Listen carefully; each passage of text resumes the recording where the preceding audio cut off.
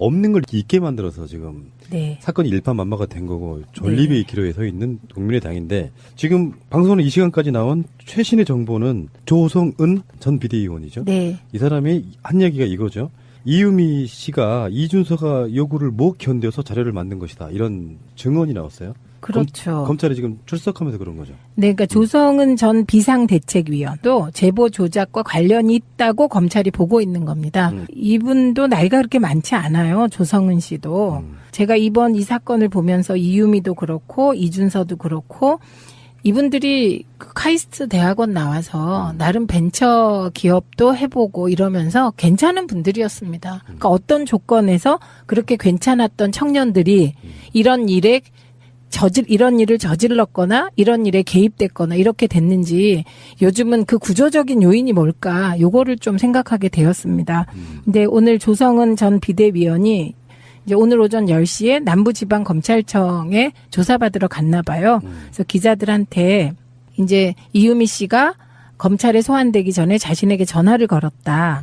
그래서 문준용 파슨스 동료는 없는 사람이라고 말했다. 가공의 인물? 네, 가공의 인물이다. 그런데 이게 이유미가 조작이라는 사실을 최초로 얘기한 겁니다. 조성은에게.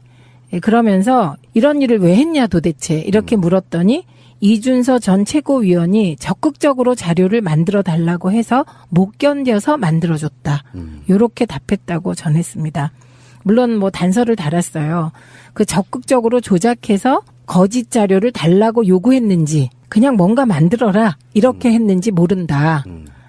이렇게 덧붙이긴 했지만 지금 이 진술은 굉장한 압박을 실무자에게 가했다. 국민의당이. 그런데 그게 이준서 차원이었는지 더 윗선이었는지 이게 이제 쟁점이 되게 된 거죠. 여기서 그럼 가장 중요한 고리가 이준서라는 게 이제 거의 확실해지는 상황이네요. 그렇죠. 그리고 이유미가 했다는 톡의 내용 중에 네. 이걸 뭐 까발리면 공개하면 네. 당이 뭐 어려워진다 이렇게 이야기했다고 하는 거는 그것을 하지 못하게 한 사람이 이준서라는 뜻이잖아요. 그렇죠. 그러면 그 이준서 입장에서 그게 거짓인지 알았다는 어떤 시점들. 그러니까 지금 이 증언으로만 보면 우리가 정황적으로 봤을 때 이유미가 독자적으로 한 행동일 가능성이 없었던 이유는 이유미가 바로 국민의당 당시의 최고위원이든 누구든 간에 바로 던졌을 때 검증이 없었다는 것도 납득이 안 되지만 최소한 그걸 써먹으려고 하는 사람들은 당에 실무적으로 책임 있는 사람 누군가의 그 사람의 어떤 행위를 믿고 그걸로 대선 무기로서 사용한 그런 측면이기 때문에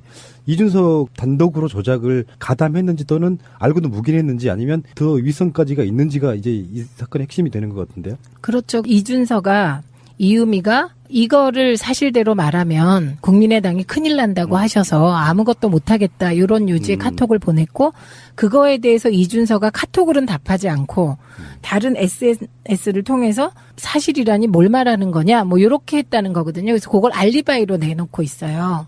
네. 그런데 그게 과연 알리바이가 될지 아니면 이건 알리바이를 만들기 위해서 그런 방법을 썼을 수도 있는 거잖아요. 그렇죠. 예, 그래서 이건 검찰 조사를 통해서 밝혀져야 할 것 같고요. 당시의 상황을 제가 잘 압니다. 왜냐하면 대선 때 제가 온갖 토론회 뭐 보도 전문 채널 종편에 나가서 국민의당에 가장 세다는 사람들이요. 지금 문제되는 분들 있잖아요. 그 대변인 라인 그쪽과 계속 토론을 했잖아요. 거기에 강현재 변호사도 있었고 김철근 대변인도 있었고 그다음에 장진영 변호사도 있었고, 그다음에 김성호 부단장도 저하고 토론했어요. 근데 그때 분위기는 뭐였냐면요. 뭔가 국민의당이 일사불란하게 그 문준용 건을 가지고 공세를 취하겠다는 태도였어요. 그리고 말하는 내용도 똑같았어요.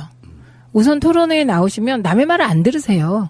그냥 일방적으로 따따따따따 하시고 거짓말을 막 하시고 그러면 왜 거짓말을 하냐 그럼 또 화내시면서 막 이런 이게 그때 반복된 패턴이었거든요. 토론회에서. 그러니까 그건 뭐냐면 이게 이제 안철수 후보가 뚜벅이 유세를 하게 되는 건 그동안의 유세가 너무 공중전을 하면서 그 안철수답지 못했다. 그래서 안철수다운 프로그램을 만든 게 뚜벅이 유세예요.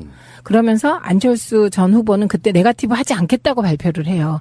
그리고 뚜벅이 유세를 해요. 그런데 거꾸로 당은 사실은 네거티브를 그때부터 더 세게 했거든요. 그러니까 이거는 후보와 당을 분리하면서 뭔가 막판 스파트를 해보자는 전략적인 판단. 그리고 이제 저희가 그때 그 입수한 그 자료들이 있었는데 일부 이제 폭로를 못하고 넘어간 자료들이 있어요.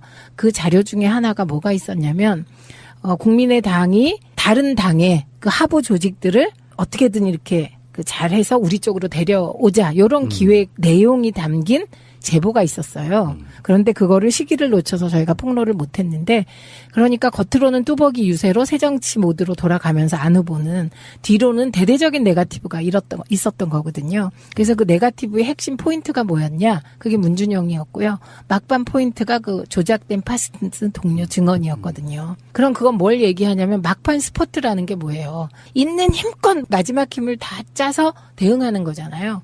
그러니까 이거는 이준서 혼자 그렇게 하자고 한 게 아니고 국민의당의 막판 선거 전략이었습니다. 그래서 뭔가 한 건 잡아라 이런 분위기가 아니었을까 그런 생각을 해봅니다. 내가 올라가려면 상대방을 끌어내려야죠. 끌어내리려고 하면 끌어내릴 만한 소지가 있어야 되겠고. 그러니까 우리는 그런 의심하고 있는 거잖아요. 허술한 제보를 갖고도 최대한 선의로 봐줘도 그 사람들은 검증하지 않은 상태에서 한 번 문재인 후보를 어찌됐건 간에 여론조사에서 이겨본 적이 있기 때문에 문재인 후보를 제대로 끌어내리면 자기가 1위가 될 거라는 확신이 있어서 저는 제 느낌은 그렇거든요. 선의로 봐주면 안철수나 박지원 두 입장에서 찜찜하다고 할지라도 한번 고해보자. 저는 그쪽 분위기가 팽배했을 거라고 봐요. 그렇죠. 선의로 봐주면. 근데 이제 여러 가지 나타난 정황들 중에 안철수 씨의 측근 중에 한 명인 변호사가 이유미의 변호를 받는다. 이건 좀 엄청 찜찜한 부분이거든요. 찜찜하기도 하고요. 그 마지막에 이유미가 검찰에 소환되기 전에 안철수 후보에게 메시지를 보내서 우리도 그러니까 고소를 취하하자 뭐 이런 메시지 보냈다 그랬잖아요. 그건 그냥 넘어갈 게 아니죠. 이거는 스스로를 놓고 그 상황을 대비해 보면 안철수 후보한테 메시지를 보낸다? 그건 안철수 후보하고 굉장히 가깝다는 거예요. 어려운 상황에서 SOS를 치는데 그 내용이 우리도 무슨 고소를 취하하자 이런 내용이었잖아요. 그래서 제가 다른 방송에서 의혹 제기한 게 네. 밑도 끝도 없이 그러니까 뭔가 상황을 알고 있다는 전제하에 보내는 문자거든요. 그렇죠. 네. 예. 그리고 최소한 이걸 공유하고 있다는 느낌을 주죠. 그 공유 범위가 뭔지. 그리고 그거하고 또 연관된 게 뭐냐면 이준서, 이유미 카톡 중에 이유미가 막 걱정을 하니까 이준서가 대선 지나면 고소고발은 다 취하하는 거야. 이렇게 얘기하는 대목이 나와요. 그거와 지금 이유미가 안철수 후보에게 보냈다는 메시지는 다 일맥상통하고 있잖아요. 그때 국민의당이 그 시기에 국민들에게 주고자 하는 메시지는 뭐냐면 문준영이 고용정보원에 들어갔는데 5급으로 들어갔다는 거예요. 그래서 지금 5급 공무원으로 특혜를 받았다. 요거를 얘기하고 싶었던 거예요. 그러니까 그거는 예를 들면 그 뒤에 이어지는 답변이 고용정보원 5급은 공무원으로 치면 7급에서 9급 사이 8급이다. 요 답변을 들으면 안 되는 거죠. 예, 그러니까 5급 공무원으로 들어갔다. 요거를 안철수 후보만 얘기한 게 아니에요. 강현재 변호사도 반복해서 얘기해서 제가 그 얘기할 때 TV에 나와서 왜 거짓말까지 하냐 이렇게 얘기를 한 적도 있거든요. 그러니까 5급 공무원으로 특혜 받았다. 이것도 거짓이잖아요. 이거를 반복적으로 얘기를 하는 거죠. 근데 이게 한 명만 그런 게 아니고요. 모든 토론자, 국민의당 토론자들이 나와서 이쪽으로 몰고 가려고 했다는 거죠. 그리고 안철수 후보도 그런 거예요. 그러니까 저는 이게 그냥 뭐 개별적으로 했다고는 안 보이고요. 이 5급 몇 가지 포인트를 잡아서 준비했다고 생각을 해요. 그리고 이후에 파슨스 동료 건도 이게 국민의당에서 이제 제보 조작 사건에 대해서 자체 조사를 했잖아요. 그래갖고 이유미 혼자 했다 이렇게 발표를 했거든요. 그런데 그러고 나서 여론조사를 해보니까 70% 이상의 국민이 이건 국민의당 차원에서 진행된 거다 이렇게 얘기를 하게 되는 거거든요. 그게 상식적인 눈이다. 어제 김성호 전 그 부단장에 네. 나는 이거를 사적으로 받은 게 아니라 당 공식 통로를 통해서 받았다. 요 네. 얘기하고 들어갔거든요. 네. 그거 어떻게 받아들이세요? 당 공식 통로라 함은 공명선거 추진단 차원에서 받았다는 거죠. 그리고 적어도 이 조작을 당 차원에서 했는지 모르겠지만 그 조작된 내용을 어떻게 활용하고 대선 전략 속에서 화력을 집중할 것인지는 당 차원에서 한 일이다. 이런 뜻인 거예요. 여기서 돌발 질문. 네. 제가 알고 있기에도 김성호 씨는 정동영계잖아요. 네. 굉장히 유명하신 분이더라고. 그 사람이 정동영계 인계. 미국. 네. 한겨레신문 기자도 했고. 네. 근데 지금 당권 경쟁에 뛰어든 사람들이에요. 정동영, 정정배 이런 사람들은. 네. 이 상태에서 안철수나 박지원이 완전히 망하는 게 좋아요? 아니면 그래도 당을 전속시키는 게 좋아요? 어느 쪽 스탠스여야 됩니까? 그 사람들 같으면? 의원님 같으면 어떠시겠어요? 저 같으면요, 이걸 잘 수습해서 정면 돌파해서 당을 살리려고 했을 테고요, 저는. 그렇지만 이게 당권을 잡으려는 입장에서 보면 A가 살면 내가 죽고 A가 죽으면 내가 사는 거거든요. 막판에 당권은. 그렇기 때문에 이거는 다른 계산이 작동할 것 같아요. 제가 그쪽이라면 안철수라는 또는 박지원이라는 확실한 몸통을 쳐내고 우리는 세탁했으니까 괜찮다고 고할 것 같다는 생각을 해요. 그럴 가능성이 커요. 크고 그리고 박지원 대표가 거짓말한 게 나왔잖아요. 이준서와 통화했다는 거 아니에요. 네. 그런데 기억이 안 났다 이렇게 말을 바꾸셨는데 그건 정말 제가 보기엔 정치 구단, 그러니까 말하자면 원숭이가 나무에서 떨어진 격이에요 지금. 언제부턴가 한국적 정치 문화가요. 검찰이든 뭐 당 차원의 조사든 간에 결과를 내놓을 때 국민들이 상식적으로 생각했을 때 야 이런 사건을 당이 몰랐을 리가 있냐라고 생각하는 국민적 여론이 만들어지면 어떤 조사 결과가 나와도 그게 안 바뀌더라고요. 그러니까 상식적으로 봤을 때 국민의당 지도부는 어느 시점에선가는 조작인 걸 알고 있었고 그렇지만 대선에 이겨보려고 고했다. 이게 일반적인 국민 정서인 거잖아요. 그렇죠. 그 당시 국민의당은요. 문재인 후보 흔들기가 선거 전략이었습니다. 그래서 문재인 후보가 정말 지구상에는 있어서는 안 되는 정치인처럼 몰아붙여서 제가 그때로 돌아가면 정말 자다가도 벌떡 일어날 정도로 그때 정말 제가 몇 가지 단어 이렇게 들으면 알러지가 되는 단어가 있어요. 첫째가 친문 패권이라는 단어. 정말 있지도 않은 친문 패권을 가지고 마지막까지 흔드는데 그 단어만 나와도 경기가 날 상황이고요. 그러니까. 예. 그다음에 또 하나가 있어요. 그놈의 박스권. 10% 박스권, 20% 박스권, 30% 박스권. 그다음에 또 하나 있어요. 확장성이 부족하다는 말. 그러면서 그렇게 욕하는 사람들이 확장성이 부족해도 이길 환경을 계속 만드시더라고. 그러니까 감사할 일이었는데 예, 어쨌든 그 단어들을 전부 누가 가장 많이 구사했냐. 그게 자유한국당이 아니에요. 바른정당이 아니에요. 국민의당의 패널들이었어요. 네, 저는 이제 안철수 후보나 지금 이 판을 조금 한 걸음 띄워놓고 생각을 해요. 너무 그 정파적인 상황에 매몰돼서 생각을 하면 저도 그 수준이 되는 것 같아서 갑자기 얼굴이 빨개지거든요, 혼자. 그래서 이 상황을 놓고 몇 가지 말씀을 드리면 우선 첫째는 어떤 조건이 되면 저 카이스트 대학원을 나와서 유능하던 청년들이 이런 가장 부끄러운 70년대식 정치 조작의 주인공이 되었을까 이 생각을 합니다. 어떤 조건이면 사람이 그렇게 바뀌냐. 그 이음이나 이준서나 이런 사람의 내가 언니라면 누나라면 지금 어떤 생각을 할까 이런 생각을 합니다. 그래서 이것과 관련하여 이제 그런 조건을 누가 만들었을까를 생각해요. 그 조건은 당이 만든 거예요. 그리고 오늘 제가 전 비대위원이에요. 조성은 비대위원의 말을 굉장히 크게 받아들인 게 이런 고민을 하면서 오다가 뉴스를 본 거예요. 그런데 이준서가 무엇인가를 말도 못하게 닥달을 했다는 거잖아요. 그 말은. 그래서 직접 그런 거짓이라도 만들어라고 말을 했을 수도 있고 아니면 내가 뭔가 조작을 안 하면 내가 이 문화에서는 살아남기 힘들겠구나라는 그런 절박함 속에 이유미가 빠졌다는 거 아니잖아요.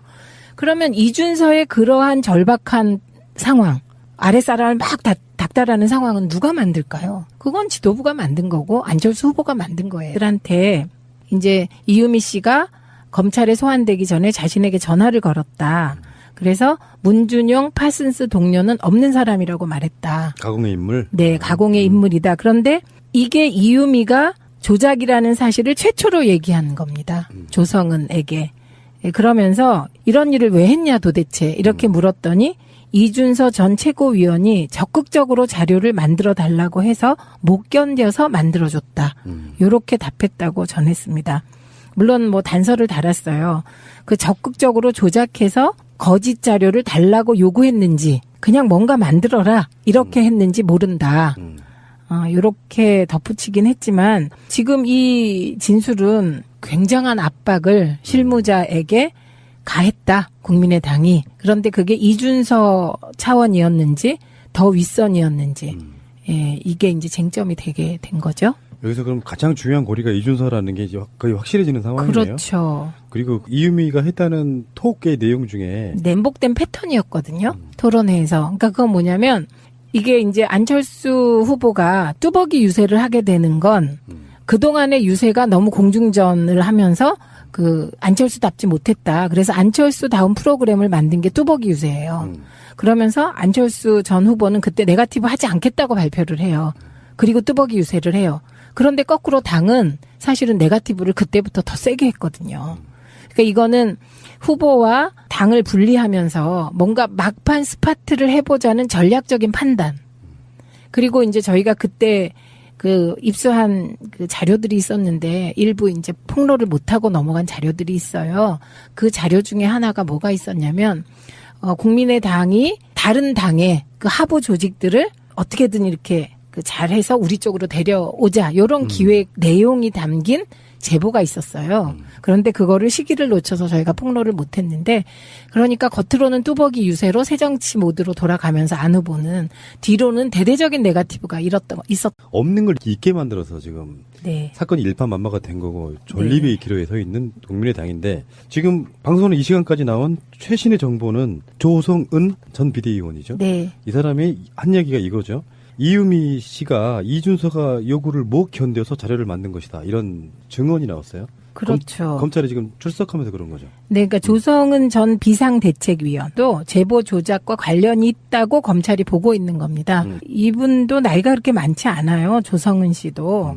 제가 이번 이 사건을 보면서 이유미도 그렇고 이준서도 그렇고 이분들이 그 카이스트 대학원 나와서 나름 벤처 기업도 해보고 이러면서 괜찮은 분들이었습니다. 그러니까 어떤 조건에서 그렇게 괜찮았던 청년들이 이런 일을 저질렀거나 이런 일에 개입됐거나 이렇게 됐는지 요즘은 그 구조적인 요인이 뭘까 요거를 좀 생각하게 되었습니다.